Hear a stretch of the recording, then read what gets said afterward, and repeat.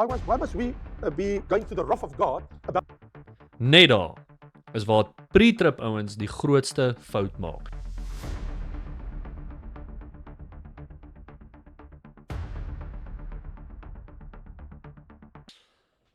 Almal het vir my gesê ek moet bietjie gaan kyk na Raymond Lombard se video's. Ons het kommentaar gekry op my openbaring reeks wat ek gedoen het, op die laaste video wat ek oor Trump gedoen het en alles wat aangaan in die Midde-Ooste en die eindtye profeseë. En daar klomp mense kommentaar gelewer gesê ek moet na Raymond Lombard gaan kyk. Hy gaan my uitsorteer, hy gaan vir my wys wat is die regte volgorde van eindtye gebeurtenisse. So wat ons gaan doen in hierdie video is ek gaan 'n video van hom speel, die beste wat ek kon gekry het oor die wegraping. As daar iets anders is wat mense wil hê ek moet sien, stuur dit vir my, dan kyk ek daarna en dan kan mense ook kommentaar daarop lewer. Maar ek waardeer dit baie dat julle kommentaar lewer op ons video's. Dis baie goed, ek kan gaan kyk na, daar's klomp valse leraars wat julle al vir my uitgewys het en gesê, gaan kyk na hierdie ou, en as daar genoeg mense is wat kommentaar lewer op 'n video en 'n ou vir my voorstel, dan sal ek dit prioritiseer en 'n video oor daai ou volgende maak. Net laat daar duidelikheid is, ek sê glad nie in hierdie video, Raymond Lombard is enigstens 'n valse leraar, enigiets soos dit nie. Ek stem inteendeel met hom saam oor meeste van die goeders wat hy sê. Ek dink ons is albei dispensational, as jy nie weet wat dit is nie, maar ons is albei pre-millennial, ons glo dat Christus se koms gebeur voor die 1000 jaar koninkryk. So ons stem saam oor klomp belangrike goed. Die groot ding waar ons nie saamstem nie is die tydsberekening van die wegraping. Gebeur die wegraping voor of na die groot verdrukking? Hoekom ek net 'n video hieroor maak is, ek dink hier is baie belangrik, want ons moet verstaan dat die tydsberekening van hierdie ding gaan baie bepaal hoe jou Christen soos ethics werk, hoe die manier wat jy alledaags lewe, het jy 'n verwagting van Christus wat jou kom haal, of het jy 'n verwagting van 'n tyd van groot verdrukking wat voorlê? Verstaan jy? So daar is daadwerklike impak op die Christen van elke dag, hoe jy hierdie siening het. En ek dink net eerstens is baie belangrik dat as daar 'n groot verdrukking is waardeur die kerk moet gaan, dan moet die kerk voorbereid wees vir dit. Dan moet ons geestelik voorbereid wees. En ek persoonlik dink 1 Tessalonisense 2 praat van daar's 'n groot apostasia, 'n great falling away wat gaan gebeur voordat Christus weer kan kom, voordat sy tweede koms kan gebeur, voordat die wegraping kan gebeur. So ek bedoel, as hy ons waarsku teen 'n groot wegval van die kerk, dink ek moet ons ore spits en wonder hoekom kan dit gebeur. En een van die redes hoekom ek dink dit kan gebeur is mense gaan verwag Christus gaan hulle kom haal en dan gaan ons deur die 7 jaar van verdrukking. Maar moenie my woord daarvoor vat nie. Ek wil hê jy moet hierdie video kyk. Jy moet kyk wat Raymond Lombard sê en ek gaan Christelike kritiek hier oplewer. Ek gaan kritiek lewer met die idee om 'n gesprek te begin. Net dat julle weet, ek het hulle ge-email en gesê ek's heeltemal oop vir 'n gesprek. Ek sal baie daarvan hou om 'n gesprek met hom te hê. Dan is 'n podcast hou of selfs 'n formele debat, dink ek sal baie lekker wees. Ek dink dit sal die liggaam van Christus stig, maar ek het nog niks terug gehoor van hulle. Dis al 'n paar weke terug. So ek sê net dit, baie ouens sê hoekom praat jy nie met hierdie ouens self nie, en ek is oop met almal. Almal waar ons 'n video nog gedoen het, is welkom om my te kontak. Ek wil met hulle in gesprek tree. Dit geld vir almal oor wie ons 'n video doen of noem in 'n video. Met dit gesê, comment section hier met die vorige video. Laat ek net gou vir julle wys die probleem wat ek het met hierdie siening. So hierdie is ons laaste video, Trump val Iran aan, is dit Bybelse profesie. So in hierdie video verduidelik ek hoe ek glo in die post-tribulational rapture. So met ander woorde, post-trib beteken na die 7 jaar verdrukking sal die wegraping gebeur. Net belangrik ook, ek glo in die pre-wrath posisie. So met ander woorde, ons word weggeraap na die verdrukking, maar voor die toorn van God op die aarde neerstort. En jy sal sien, elke liewe ou, as ek sê elke liewe, ek weet nie van een pre-trib ou wat glo dat die wegraping gebeur voor die 7 jaar verdrukking, wat 'n onderskeid maak tussen verdrukking en toorn nie. Almal van julle reg deur die bank, insluitend Raymond Lombard, maak nie daai onderskeid en dit is hoekom meeste eindtye profesie misverstaan word. Ek gaan vir julle wys in die Grieks, in die Bybel, hoe daar 'n duidelike verskil is tussen hierdie twee konsepte. Maar ons gaan net gou hierso na die comment section van ons laaste video. So hierso het ek die Kok se kommentaar hierso gepin, sodat almal kan sien, want ek gedink hierdie sou 'n goeie gesprek wees om voor te set. Wat belangrik is, ek wil nie vir tikkie hier onder die bus gooi nie. Ek wil net vir julle wys, en dan besluit vir jouself, is hierdie kommentaar geldig, en is hulle besig om hulle punt goed te verdedig? Maak jy vir jouself, nou tikkie is seker 10 nie 'n teoloog of iets, so ek sê maar net, Hierdie is wat hulle geleer is, want ek weet dit, want ek is dit ook geleer. Ek het ook in die pre-tribulational rapture geglo. En ek wil vir julle wys dat ek dink net nie, dis Bybels verdedigbaar nie. Besef gou ook eerstens, daar is nie een vers wat dit ondersteun nie. Nie een nie. Jy kan my nie na 'n vers vat en sê, o, hierdie vers sê die kerk word weggeraap voor die verdrukking. Ja, is net nie so ietsie. Ek wil ook wys vir hoekom. So, Tikkie het gekom en hy sê, ek stem nie saam nie, wat van Jesus, wat sy kerk oproep hemel toe, soos 'n dief in die nag, with a blink of an eye, hy praat hier van 1 Korintiërs 15, Jesus sê baie duidelik, sy kinders sal nie deel hê van die 7 jaar wees nie, hoe kan die wegraping na die 7 jaar wees? Okay, so hierdie, sy kinders sal nie deel wees van die 7 jaar nie, dis die vraag, is daar 'n vers wat dit ondersteun? So, toe sê ek, hi Tikkie, dankie vir jou kommentaar. Kan jy vir my die teks aanhaal waar dit sê sy kinders sal nie die 7 jaar ingaan nie? Okay, hier verduidelik ek die deel oor die dief in die nag. Dis nie 'n groot storie nie. Ek glo hy kom soos 'n dief in die nag. Dan sê hy 1 Tessalonisense 4 vers 16 tot 17. Kom ons gaan kyk. 1 Tessalonisense 4 vers. Nou, eerste ding wat ons moet verstaan is, wanneer iemand vir jou sê nou maar op 'n comment section op die internet iets vra om dit te verdedig, dan jy tyd. Dis nie soos 'n lewendige debat wat jy net moet gooi en jy moet uit jou kop uit praat en jy moet vinnig wees op jou voete nie. Nee, jy kan sit en jy kan ChatGPT en jy kan Grok en jy kan Google en jy kan AI en jy kan deur die Bybel gaan, jou eie studie doen, kommentaar lees. Jy kan moeite doen om 'n respons te gee. So ek het vir Tikkie 'n geleentheid gegee, gesê gee vir my 'n Bybelse vers wat sê ons gaan nie deur die 7 jaar verdrukking nie. Hy sê 1 Tessalonisense 4 vers, kom ons kyk dit presies. Verkeerd aanhaal nie. 1 Tessalonisense 4 vers 16 tot 17. Kyk jy of dit sê. For the Lord himself shall descend from heaven with a shout, with the voice of an archangel, and with the trump of God, and the dead in Christ shall rise first. Okay? So hulle wat dood is in Christus sal eerste opgehef word wanneer hy terugkom. Duidelik. Okay?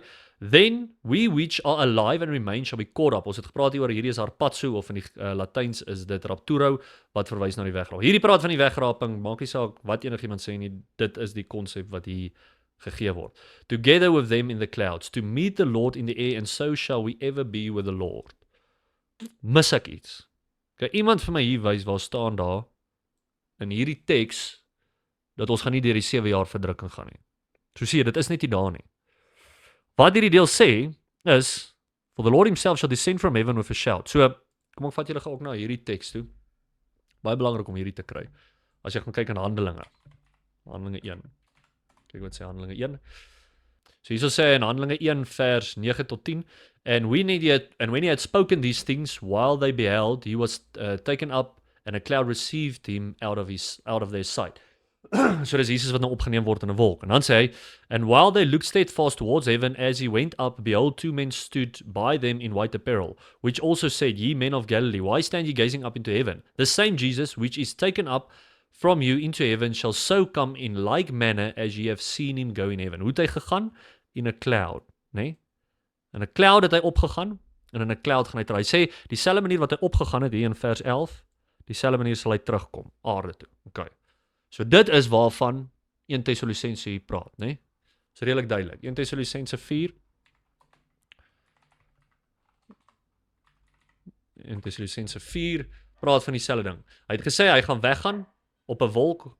Daai deel sê hy gaan teruggaan op 'n wolk. So hierdie deel praat daarvan for the Lord himself shall descend from heaven with a shout, with the voice of an archangel, and with the trump of God, and the dead in Christ shall rise first. Then they which are alive shall be caught up together with them in the clouds. In the cloud. So jy het gesê, hy gaan weggaan in 'n wolk en hy gaan terugkom in 'n wolk. Okay, so hierdie praat van die wegraping. Hierdie praat van Christus wat terug gaan kom in die wolk om sy kerk weg te vat. Alright, almal is gemaklik met dit. Ek wil net vir julle uitwys, hier's niks hierin wat enigsins wys dis nie deel van die 7 jaar verdrukking. Nou hy gee nog teks. Hy gaan en dan sê hy Matteus 24 vers 40 tot 41. Ons kyk daar. So hierso, Matteus 24 het ons, hy sê 40 tot 41. Then shall 2 be in the field, the one shall be taken and the other one left. 2 women shall be grinding in the mill, the one shall be taken and the other one left. Kan enigiemand vir my hier uitwys waar hierdie praat van 'n 7 jaar verdrukking? Nie? Dit doen nie. So ek wil net weer eens dit duidelik maak, hierso het jy 'n geleentheid op YouTube, jy het 'n geleentheid om jou kant te stel, jy gee die beste vers wat jy kan, jy gaan en jy Google en jy kyk wat jy kan doen om die beste verse te gee. Hy gee ook daar Openbaring 19 niks in Openbaring 19, ek self tegen. Ek stem saam met alles in Openbaring 19 dat die armies of the heaven kom saam met Christus neer om die reign op aarde te establish vir die millennial koninkryk. Alles van dit is waar. Ek wil net vir julle wys, jy het 'n geleentheid om 'n teks te gee en dit is die beste waarmee jy kan opkom. Dit sê net eenvoudig niks van die verdrukking nie. Niks nie. Okay. Ons gaan aan, dan stuur ek van terug. Ek stem saam met Openbaring 19, maar ek kan glad nie sien hoe daardie twee tekste sê ons word weggeraap voor die verdrukking nie. En dit is nou wat ek vir julle gesê het. Dan sê hy, Matteus 24 vers 29 tot 31 praat van die mense wat nie wedergebore was voor die wegraping, maar die wat wedergebore word na die wegraping. Weens, dit is nie in daai teks nie. Gaan kyk, gaan lees deur die hele Matteus 24. Daar's niks hier wat praat van mense wat weggeraap word voor hierdie tyd van drukking, enigiets soos dit. Dit is eenvoudig nie in die teks nie. Maar dan gaan ek aan drukke kom weer, dan sê ek sê die teks dit 1 Tessalonisense 4 vers 17 praat van wanneer Christus op die wolke kom, gebeur die wegraping, en in Matteus 24 vers 29 tot 31 kom hy ook op die wolke. Ek sal nou hierdie punt bietjie duideliker maak. En dan sê hy ja, na die 7 jaar, dan vra ek, waar staan na die 7 jaar, en dan sê hy, the Armageddon. Okay, so ek weet nie. Dit sê nie, dit is nie 'n antwoord nie. So, dan het ons hier iemand wat sê, luister Dr. Raymond Lombard. Nou hier kom het. Kom ons gaan na Dr.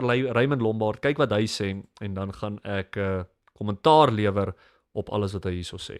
As it happens, then we who are alive and remain shall be caught up together with him to meet the Lord in the air. Okay, and that's all in the twinkling of an eye. They'll come down, Exactly. get their bodies, come out the grave, and we'll all go up and meet Jesus. In a in the air. moment, in the twinkling of an eye.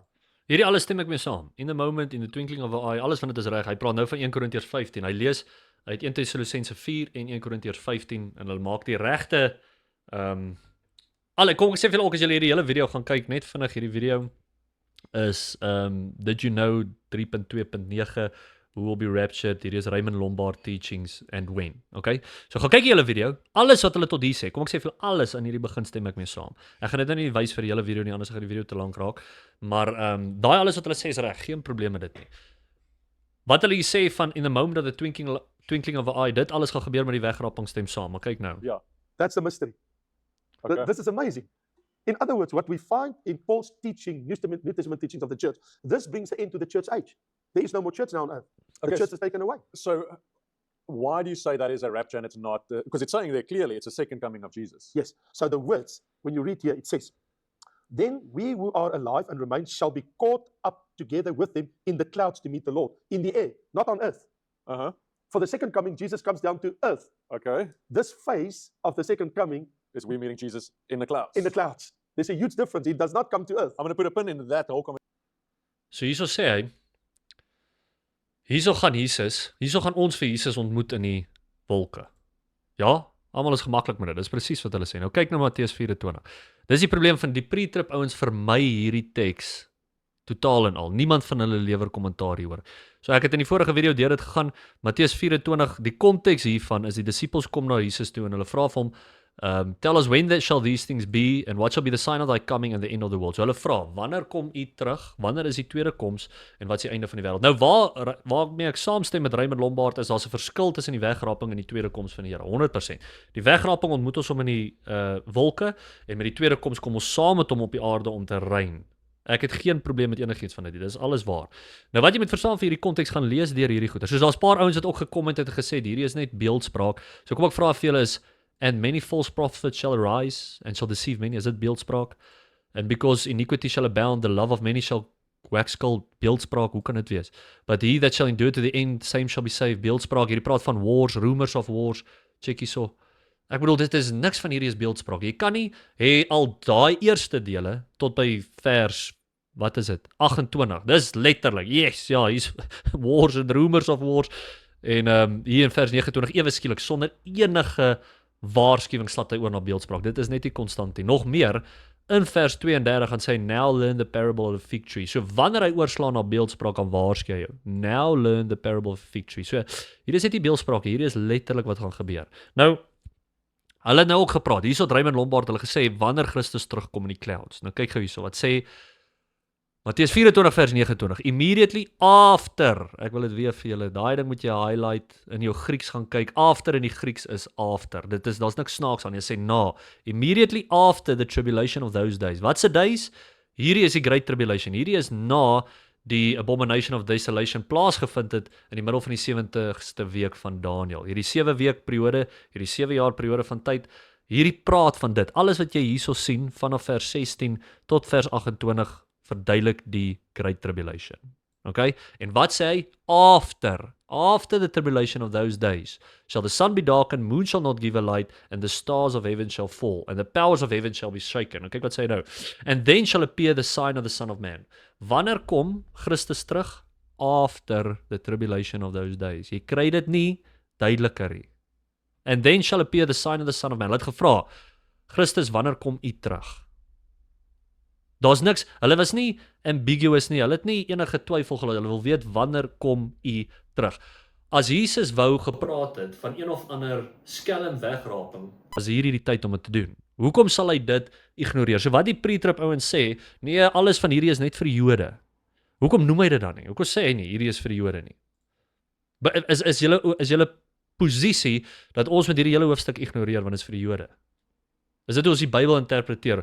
Matteus 1 tot Matteus 23 Christene, ons kan dit lees. Matteus 25, Matteus 28, ons kan dit lees. Maar Matteus 24, dit is vir die Jode.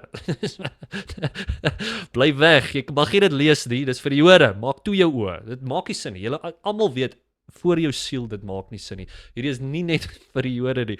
En wie is, al is dit vir die Jode, dink julle nie, Christus sou genoem het, ten minste ook die kerk word hier weggeraap. Die kerk is deel van al hierdie goed. Vriende, ons is deel van alles, deel van die wars, for nation shall rise against nation, kingdom against kingdom. Hierdie is die realiteit van ons tyd vandag. Ek weet hierdie praat van 'n spesifieke 7 jaar periode, maar hierdie is goeders wat ons sien. Ons is nie hierdie goed gespaar nie. Hy waarsku ons, hy sê vir ons, then shall be great tribulation, such as was not from the beginning of the world. Hier gaan verdrukking kom wat erger is as enige iets in die geskiedenis. And then shall appear the sign of man in heaven, and then shall all the tribes of the earth mourn, and they shall see the Son of Man coming in the clouds of heaven with power and great glory. Wat het ons nou nog gesê? Raymond Lombard het dit hier uit hulle eie mond gesê. Kom ons luister dit weer. Wanneer kom hy terug? Comes down to earth. Okay. This phase of the second coming Is we meeting Jesus in the clouds. in the clouds. There's a We huge meeting Jesus in the clouds. Het julle dit gehoor? Ek weet nie hoekom hulle nie konstant bly met dit nie, maar dis altyd die pre-trib se posisie vir my. Hierso sê hy, in the clouds. Wat sê 1 Tessalonisense 4? In the clouds. Dis praat van dieselfde ding. Matteus 24. So is julle posisie, hier's 'n in the clouds, wat voor, Christus kom ons nou een keer terug in the clouds. Is daar enigiets in die Bybel van hy kom 2 keer terug? Want die hele posisie is dat hierdie is nou net vir die Jode. So met ander woorde, hy kom die eerste keer in the clouds, hierdie tweede keer ook in the clouds, en dan die volgende keer kom ons af aarde toe. So is daar 2 wegrapings, 'n wegraping vir net vir die Jode, en dan 'n wegraping vir die Christene. Kan 'n pre-trib ou dit vir my verduidelik? Julle kan nie. Jy kan dit nie harmoniseer. Ek probeer die lelik wees, ek probeer net vir julle uitwys, jy's nie konstant nie. Jy kan nie Matteus 24 ignoreer in jou eskatologie nie. In jou eindtye siening is dit essensieel om hierdie deel te behandel. Hierdie is die beste deel van eskatologie, want hier vra die disippels van wanneer kom u weer? Wanneer is die tweede koms? Wanneer is die einde van die wêreld? Duidelik. Kan dit nie ignoreer nie. Hy gaan aan.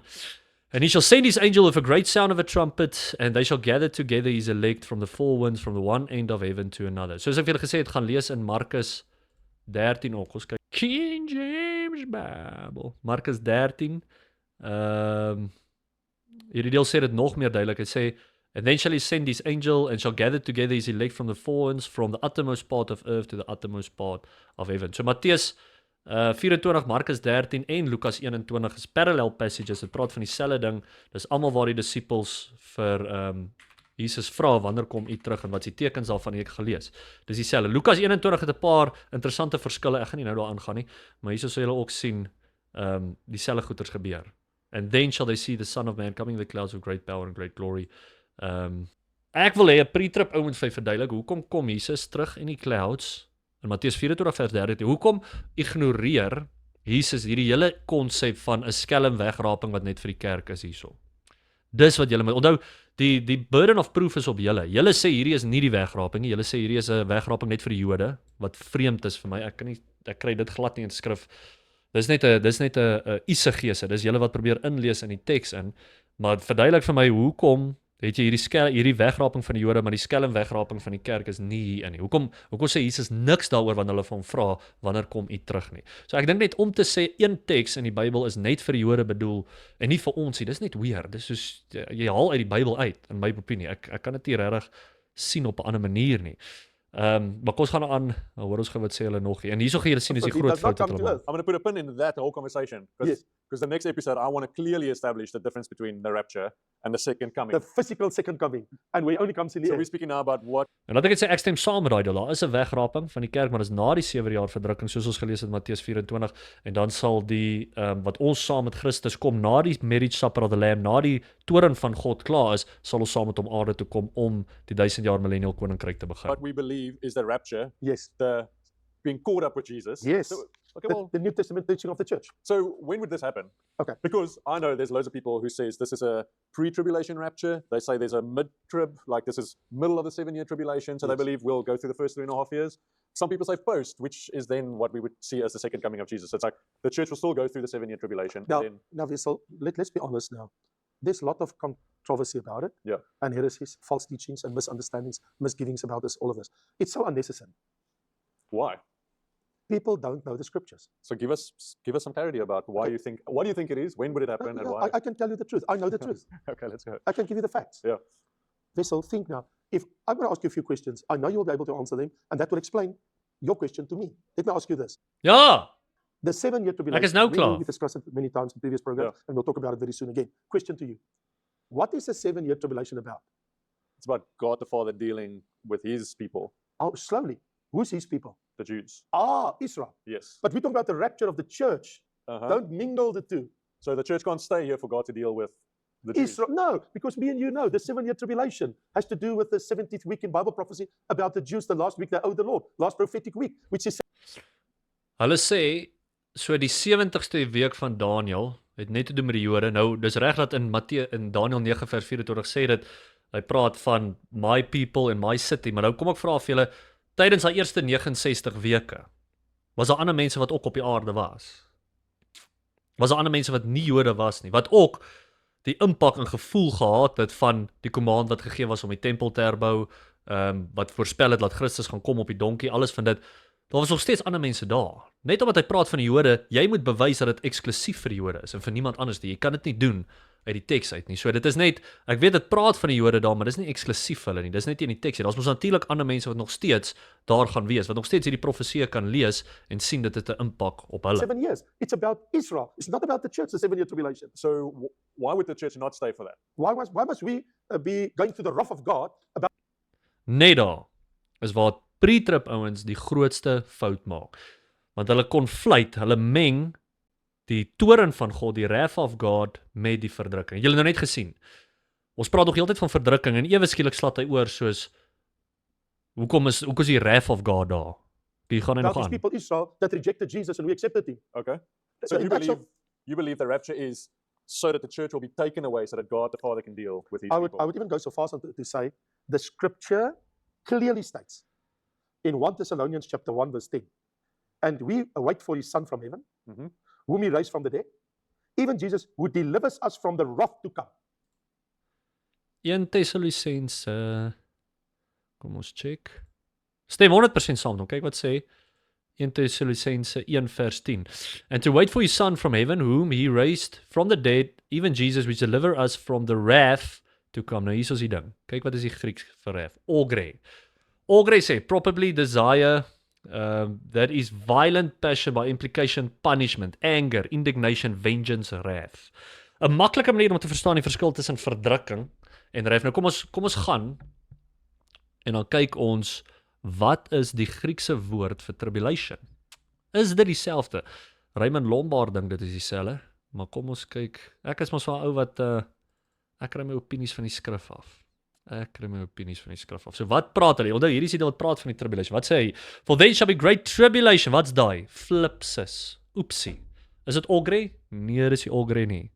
Hierdie is flipsis en dan sê hier is ons pressure, afflicted, anguish, burden, persecution, tribulation. Die maklikste manier om die onderskeid te maak om te verstaan die verskil tussen verdrukking en die toren van God is verdrukking is wat die wêreld aan mense doen. En dit kan ek en jy getuig, dit gebeur vandag regdeur. Die Bybel sê ook vir ons as jy gaan kyk in Johannes 10 vers 33, in this world you will have tribulation. Hy waarsku jou en sê, verdrukking sal jy hê in hierdie wêreld.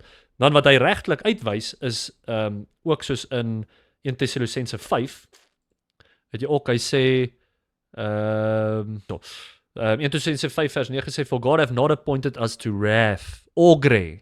Is nie flipsis nie. Sê hy flipsis daar, nie, hy doen nie. Is nie tribulation nie, wrath. So jy is reg om te sê, ons is nie daar vir die toren van God nie. Daar het iemand ook gekom en half 'n joke gemaak en gesê, jy gaan nie jou bruidpak slaag gee voordat jy met haar trou nie. Dis waar, want jy verstaan nie die verskil tussen tribulation, tussen verdrukking en toren nie. Jy verstaan die verskil tussen wrath of God. En dit is ongelukkig wat Raymond Lombard hierdie fout maak. Ek sal wil hê as hy hierdie video kyk of sien of iemand op 'n manier, soos ek vir julle kan sien, my attitude met die is om 'n gesprek te hê en te sit en te praat oor hierdie goeders, maar daar's 'n duidelike verskil tussen wat verdrukking is en wat toren is. Maar ek sê julle aanraai gaan kyk hierdie hele ding. Soos ek vir julle sê, baie van wat hulle sê is goed, maar dit is vir my duidelik, daar's geen twyfel daarin dat die kerk moet deur die verdrukking gaan, nie deur die toren nie. Nou net om hierdie tydsperiode vir julle nog duideliker te maak, kyk gou, en hierdie is 'n ander baie belangrike deel van profesie wat ek nooit hierdie ouens hoor praat nie, en dit is in Daniël 8. So in Daniël 8 het ons hierdie, hierso kom 'n ou, hierso in vers 13. Okay, kyk hierso in vers 12. And a host was given him against the daily sacrifice by reason of transgression, and it cast down the truth to the ground, and it practiced and prospered. Then I heard one saint speaking, and another saint said unto that certain saint which spake, How long shall be the vision concerning the daily sacrifice and the transgression of desolation? Hierdie praat van die abomination of desolation.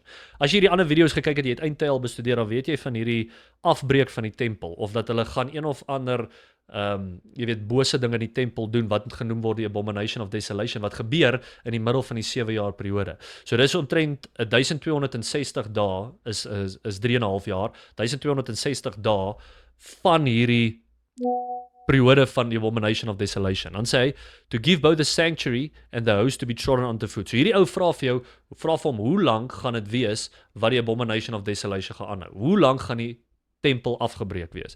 Dan sê hy, and he said unto me, unto 2,300 days, then shall the sanctuary be cleansed.